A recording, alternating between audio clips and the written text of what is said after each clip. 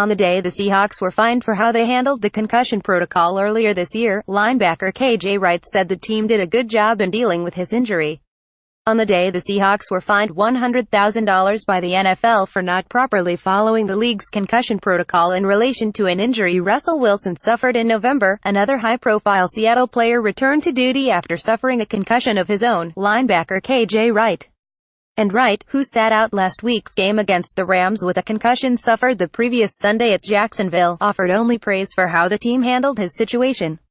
"They asked me a bunch of questions, took me in the locker room, shut me down," said Wright, who was injured with 1:53 to play in the third quarter on December 10 at Jacksonville. "I think they did good through the week. The doctors were really good in communicating with me. No one pressured me coming back. So they did a good job." The experience, though, left Wright with an eye-opening thought that no NFL player should be allowed to play for at least a week after being diagnosed with a concussion. "The NFL needs to make it mandatory to where you miss one game if you have a concussion because you are just not right," Wright said. "I don't care that anyone says they feel fine. I think you should miss one game if you've got a concussion because it's sane and you've got to protect Thane because you've only got one." Wright, who has been with the Seahawks since 2011, then elaborated on the sensations he experienced last week. "I mean, it's just dizzy," he said. "Doing certain things makes you dizzy. The light hurts your eyes. If the light hurts your eyes, why are you playing a football game the following Sunday? Because you've got a concussion for a reason and it's sane, so you are going to put urine through the same thing. That doesn't make any sense to me, so I think you should miss a game." The concussion was the second of Wright's career, having also suffered one that caused him to miss a game against the Vikings in 2012. Wright, who is now 28, said back then he might have been more inclined to try to convince the team he could play. "As you get older you get a new perspective of life," said Wright, who is married and has an 18-month-old son.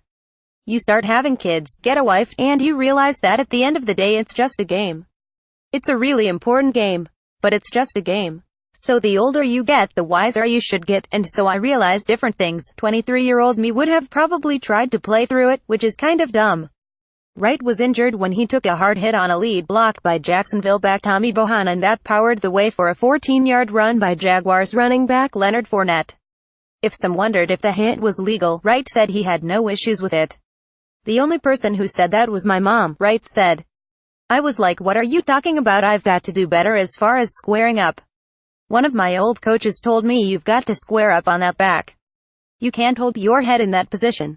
So that was all my fault. It was legal. He's a back. That's what he's supposed to do." Seattle's run defense has fallen off a cliff without Wright and with middle linebacker Bobby Wagner ailing the last 2 weeks with a hamstring injury.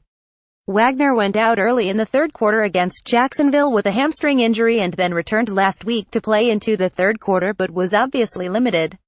Since Wright was injured, Seattle has allowed 305 yards rushing on 61 carries in 5 quarters plus 2 plays. Wright dead from the sidelines last week as the Seahawks allowed 244 yards rushing to Todd Gurley and the Rams, the most Seattle had given up since 2010, the year before Wright arrived. Sunday's game against Los Angeles, in fact, marked the first Wright had missed since the 2013 season, snapping a 61-game consecutive starting streak that had been the second longest among any active linebacker. "It was terrible," Wright said. "And it was tough too. Everything they did was really simple. We've just got to be accountable to ourselves, guys, be accountable to the team. Play good team football, because it's not that hard to stop a running play that they run all the time."